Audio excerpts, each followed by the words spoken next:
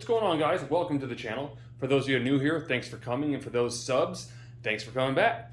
What you're seeing in front of you today is our newest project, and I explained to you guys that we had one coming up that was going to be kind of exciting. This is an '05 Yamaha R1 1000cc sport bike. We've been looking for one of these for a while. For some reason, they're hard to find, especially when they're in the condition that you see in front of you. Though you'd think that happen more often because they are kind of a one-wheel beast, but here it is, we have it. So the project is basically a bike that was wrecked. It was going to be parted out by our partners, jetmotorsports.net. However, they knew we were looking for one for a while, and so they were nice enough to let us buy it from them. So this bike is going to be a full build. This isn't going to be just a fix and go. This is going to be a full build, and we're going to run through the costs of that. We're going to run through the how-tos of that, and we're going to run through the design together. Now, I will say I do have ideas for the way this is going to look. I've already got something in mind, so on this particular video, I'm not going to be asking for suggestions. But what I do want to do is I want to do a walk around on the bike first, and I want to look at what all's broken. Now, if you look at the bike from here, you can clearly see the bike's been hit pretty good, but it came with a whole slew of parts and extras, as you'll see down here. And those all will be, I guess, either used or sold or given to our partners so they can sell to somebody else that might need them. So let's move into it. Let's start walking around the bike and figure out what's going on with it. All right, so the way this is going to work, on the left hand of your screen, you're going to start seeing core parts that need to be replaced. And on the right hand side of the screen, we're going to list the body parts and the static parts that need to be replaced. So let's start with the front corner of the bike. First thing that I see is obviously the clip-ons are both destroyed. Those will need to be replaced. And from what I can tell here, the brake looks like it might function. However, the master cylinder looks to be split right there. So we will need a main perch, which would be our brake perch. Our throttle looks to be all in one piece, so we'll probably be all right there. Moving on, obviously the complete fairings are destroyed. I won't even consider that front, rear, or whatever. It needs a whole fairing kit if that's what gets put on it. Those are destroyed. Continuing on, our oil fill cap's just a little crunched up there. I think we can fix that. It's not a problem unless we decide to get a cheap aftermarket replacement, which we may. I can see there's a guard right here. It looks to be for the clutch so it doesn't get damaged, which looks like it did its job, hopefully. That'll need replaced. I see the right side rear set is split. I never noticed before. Moving on. Not a big deal, a little bit of rash on the edge of the rear passenger's rear set. Don't care about that. Obviously the subframe is no good. I can see our battery post is ripped out, so we're going to need a battery. Continuing on, the wheel seems to look good on it. Let me see here. What else do we got? Definitely this rear set's destroyed, so we need a set of rear sets. Once again, obviously, we know that the subframe's destroyed. Obviously, all the plastics over here is gone. A little bit of rash on the kickstand, but I think we can fix that. Obviously, this clip-on's destroyed. Looks like the airbox is split in the front here. I think I could probably work something out to make that work. Front fender, obviously, that's part of the fairings is destroyed. You can see here the gas tank was pretty well mangled, and I did notice when I took these parts in that wonderful Yamaha's plastic fuel pump snapped off where you need it to. So that'll be replaced or repaired. We'll try to repair it first, obviously. As you can see, there's a whole bin of different sets of fairings here for it. Our gauges are there. Obviously, those look like to be in one piece, even though the fairing stays destroyed, would need replaced if we use it. Well, there's our master cylinder jammed. Doesn't come out. Should come out. And that looks like the majority of it. Now, I don't know if this thing runs. I have not tried to start this thing. So now we got an idea of kind of what we need. Obviously, we have two sets of exhaust. We have an M4 slip-on set, and then we have our factory ones right there. Next set of forks, those will be sold. That'll help take from the cost of our build. But again, first thing we got to do is we got to get this thing started. I don't know if it runs. I was told it did, but there's no guarantee. It hasn't been started since it was wrecked. So, for all I know, a valve could be jammed, anything could have happened. I guess they were going pretty quick when this thing went down, so what I need to do, since our fuel pump's kind of junked right now, I'm going to try to start with starting fluid, but you guys all know that that's not the easiest thing to do with a fuel-injected bike. So what I need to do is I need to get a key, an ignition, which I just happen to have, because the old key snapped off and they misplaced it, so it is what it is. I need to get the airbox off or separate. It feels like it's already partially like that. So we can open up to the throttle body to get some starter fluid inside there. Get a key on. I'm going to get my gauges on. Well, we're going to see if this thing fires. Let's move forward. All right, so here is our new aftermarket ignition module. I need to look at the old one right here. I need to figure out where the wiring is running. It's running down here, around. All right, there's our two plugs. Well, one of them's damaged and just came right out. Sweet. What I'm gonna do is I'm gonna go ahead and plug in our new one. If I can do this one-handed and do it the right way. I probably can't. Maybe I can. Or I can't, I talk too soon. Feels like it's gonna fight me here. Let me go ahead and plug these things in real quick. All right, so the new ignition with the key is now plugged in. I gotta take the gauge harness right now and plug it into our gauge cluster. It should be, looks like that one right there. If I can get this thing plugged in. All right, that's plugged in. We're gonna set that up so we can obviously monitor that it's doing what we want it to do. If that's possible, I don't know. All right. Again, we know our battery's toast, so I'm going to get our donor battery, set it on the ground, and we're going to connect some cables to that thing, get some power, and then I think open up this box to get access. All right, so our donor battery is hooked up right now. I went ahead and opened up the Airbox, as you'll see right here, taking out the screws all the way around, one in the center, got it separated, got a K&N air filter, that's cool. But I'm going to go ahead and again, I'm going to spray carburetor cleaner, which you see right here. It's actually throttle body cleaner, but whatever. I'm going to spray that in there. I got the gauges hooked up, I got the key in, so the first thing to do is turn it on and make sure it cycles. It does, making some good noises. I've got to locate the starter switch, which is way over here. I don't know how that's going to work. So I think what I'm going to have to do here real quick, I'm going to put you guys on the tripod, and we're going to try to fire this thing over. All right, so everything's ready. Let's go ahead and spray some carb cleaner down our throttle bodies. Press the start button and see what she does.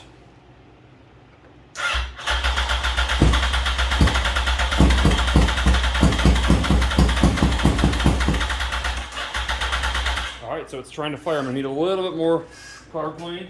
Get this thing going. I'm gonna try to go ahead and turn this over while I'm spraying it.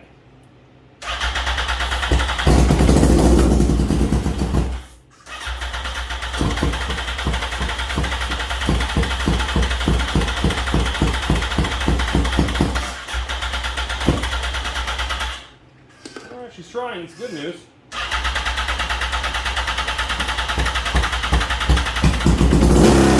Oh, okay. Yeah, it runs. It's got no exhaust on it, so remember it's straight piped right now and it's very, very loud in close quarters. So good news is it does run. I don't want to mess with it any farther than that until we get on a fuel pump so we can actually run it, because right now it's not good obviously run it on throttle body or carb cleaner for any extended period of time. So I could be sitting here spraying in the exhaust, but again, it's gonna be super loud. Don't really care. I just fired it, revved up. I know that it works. We know the motor's good. So what we have to do now is move forward and start looking at what are the steps to replacing this, you know, all the parts, the broken pieces, and adding the parts that we want to make it on how we design it. So let's go ahead and move forward. All right, so before we get into talking about the plans of what we're gonna do with this bike, I wanna go ahead and double check that there's no engine codes or any problems with the bike. Even though we know it runs, there might be some sensors that we need to order or replace. And to do so, what we're going to do is we're going to hold down these two buttons here, both select and reset. Simultaneously, we're going to turn our key on. We're going to wait approximately 8 seconds. And after 8 seconds, you'll see that diag will pop up right here, like so. Let those buttons go. Press them again simultaneously for 2 more seconds. You'll see that our error code list is now popping up. Now this is actually going to go through every single sensor on the bike and tell you exactly what the parameters are. Now you can look through the guide system if you need specifics. We're not going to do that. If we hit select, it'll go from 1 through like 70. If I hit reset, it's going to go 70 backwards. So we need number 61. That's going to tell us how many error codes there are and the actual error code numbers. So let's go backwards here. 61. First error code is 13. Next is 19. And the next is 22. So let's look at our error code list and see exactly what that is. Error code 13 says error in inlet pressure sensor, which I would imagine would be our sensor over here, our map sensor, because it's not connected in, basically enclosed inside the box when it's being started. That makes sense. Error 19, error on incoming signal from the ECU, short circuit or disconnected sensor side footboard. I don't really know what that is. I don't know if it has to do with our rear set being busted. Yeah, that wouldn't make a whole lot of sense, but I'll do some more diving on that actual error there. And the last error it's given us is error 22, which is error inlet temperature sensor. Now, I know from having our R6 build that there is a sensor that typically goes in the very front over here by the neck that allows it to detect how much the temperature of the air that's coming into the intake ducts in the front of it. Now, I won't be surprised if that's smashed because clearly everything else in the front of the bike is missing on the bike, so we'll assume that that's exactly the problem. I'm going to go ahead and shut off the ignition now. We don't need to see anything else. Again, I'll do a little bit of research on the error 19. I'll figure that out. But let's go ahead and move forward. All right, cool. So let's talk about our plans of what we're going to do with this bike. The plans to do with this bike are, well, you guys might have saw the R6 build, and you guys probably remember, if you did, some of you subs, that I really wanted to do that to an R1, but I just so happened to buy the R6. I loved the way it looked, and it was a similar bike, so I built it. Well, now here it is, and thus the reason I've been searching for one of these. I want to do that same basically that same Street Fighter style to the R1. I want it to be clean and look as good as that R6 build did. Now, I'm not going to make it exactly the same. I do have a color scheme. I'll share that with you, and ideas of what I want to do with it. But that'll make more sense as it gets put to play. A lot of people are always kind of iffy about the Street Fighter, but if you do it right, it can look really, really nice, like a lot of the new, what are called the naked Street Fighter bikes. So let's talk about the bike itself. Now, again, I said I wanted to go Street Fighter, which essentially means that you're going fairingless. So a lot of the stuff that you see right here is all going to be gone. We'll keep some sort of belly pan. We'll have a custom front headlight. We'll keep the obviously the tank and its cover and the rear fairings. As far as how we're going to go about that, I don't know yet. I've come up with some different drawings that I do want to do with it. What exactly it's going to be, I don't know for sure until I get the bike taken apart. I do have a color scheme, and that color scheme was taken from Sea-Doo Bombardier. You'll see the picture in the top right-hand corner. It is a black with a accent of like a teal aquamarine color, and then the secondary accent is going to be our fluorescent yellow. So I haven't determined exactly what pieces are going to go where and what the decal and design will be. We'll learn that as we get to that part, but those are kind of the colors that I'm shooting for. Now, those colors could be kind of risky, but I think they worked really well for Sea-Doo in a more modern, sleek version, the way they did the Spark, so I think it could work for us. Also the GTI and other models, as you see picture on the screen. Anyhow, what we're going to do now is we're going to start looking at the bike and figuring out what has to be taken apart on this thing. What do I got to split away from this thing to make sure that everything's being taken care of. I did notice if you look at the front tire right there, the forks are leaking, so those are going to need rebuilt, so that's okay. We'll probably go ahead and break this bike down completely. We'll probably redo repaint the frame. We'll probably go through the engine while it's out. We'll check compression on everything, make sure everything with the engine is okay. We know it runs, but we want to double check compression. That's kind of the most important part to make sure the power's there. It does have new tires front and rear, so we don't have to touch those. However, I'm thinking the wheels might get powder coated. I'm not 100% certain on that, but they might get powder coated, that fluorescent neon yellow. Again, that's to come. We'll see how that works. So what I want to do right now is I want to start taking some of the things off it that we know need to come off. I'm going to take the rest of the fairings off because, well, obviously they're not staying on there and clearly they're no good. I need to take that subframe off right there and start getting some of this stuff cleaned up and get all the parts ordered so you guys aren't waiting. This will be a continuous episode and we'll start knocking stuff out. So let's go ahead and move forward. Alright, so just before we bring this thing outside and pressure wash it, I did notice a couple things. First, I found what looks to be a tank mount that mounts it to the frame. It is right there, so that's cool, we have that. I also noticed that our motor mount is, well, it's not in there. It's offset a little bit, and you can't really see, but there's a bunch of sealant in there. I don't know why. It's kind of strange, it doesn't do nothing for the threads. The other thing I noticed is, well, is right here. Those bolts clearly are from Lowe's and not the original bolt. So this is probably not the first time this bike's been wrecked. And again, R1s are kind of known for that because of their torquiness. It is what it is. All I care is that it runs and rides straight. So right now this thing goes outside and we're going to spray the thing off. Alright, so the bike has been pressure washed. Nothing crazy deep cleaning, just a simple pressure wash to get off some of the grease around the backs, the center, off the engine when we drop it, because yes, we're going to drop that engine. And basically go through everything. So I got a ton of work to do as far as ordering parts. I'm going to come up with a design. I want to show you guys, see what you guys think of it. And after all that's said and done, we're going to start breaking it down and building it back up. Alright, so moving forward, we need to diagnose some of our error codes. We know the first one was the inlet pressure sensor, and again, obviously it's probably because the airbox lid was open, so naturally it's not going to feel any kind of pressure. So I think that's kind of an obvious one. The next one after that was number 19, again, that says error on incoming signal from ECU.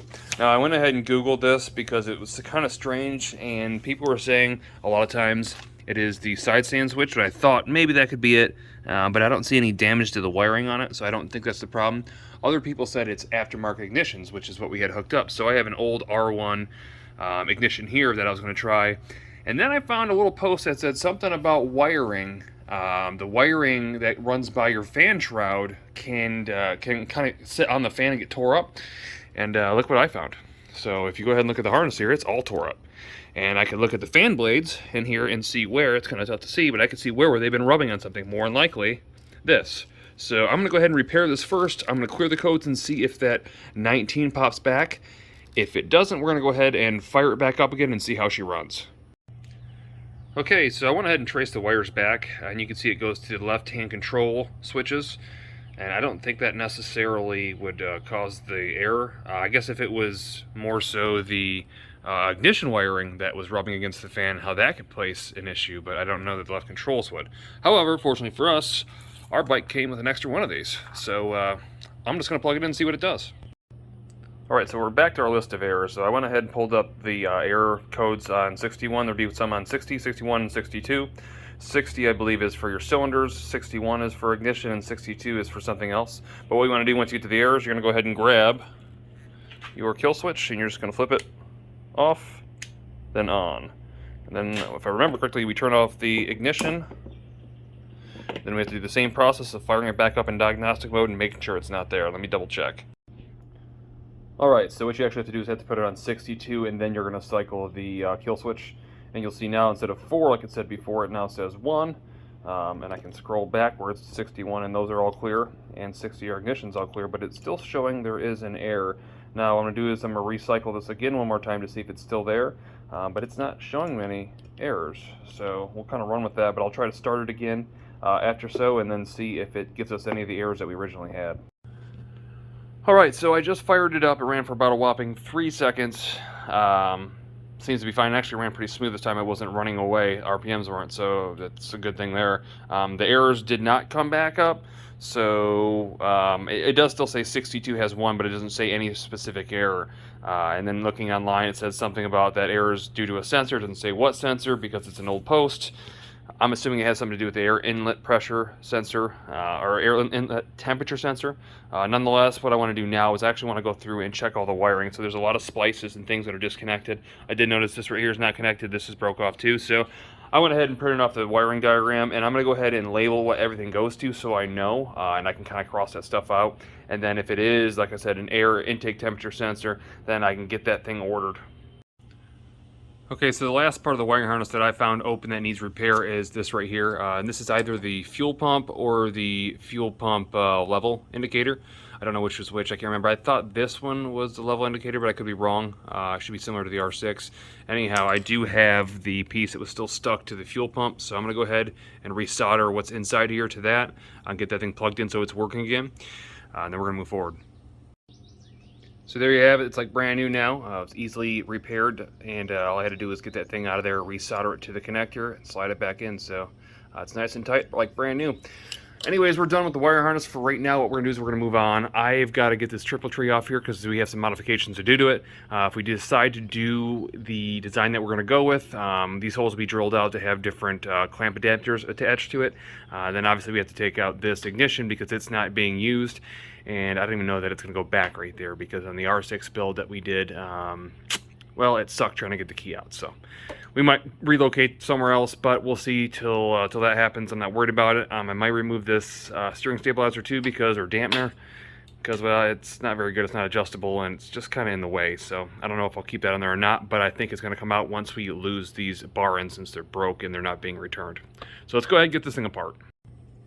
Alright, moving forward, keeping it simple, all we have to do to get this triple tree up or off is take these two bolts out here, which holds the clip-ons in place. Then we need to loosen these two bolts right here. And there is, you can see here, 2 more bolts one on each side down there if we want to get the clip-ons off as well while we're taking all this off. So I'm going to go ahead and pull that off. Oh, and I almost forgot the obvious one. I got to take that one off too.